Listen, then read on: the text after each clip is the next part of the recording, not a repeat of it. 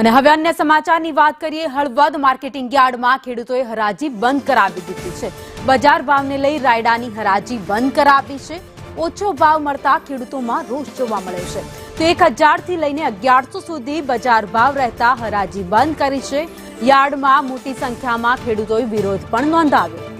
વધુ અપડેટ સાથે સંવાદદાતા જગદીશ પરમાર અમારી સાથે જોડાઈ ગયા છે। જગદીશ, ખેડૂતોએ વિરોધ કર્યો અને હરાજી બંધ કરાવી।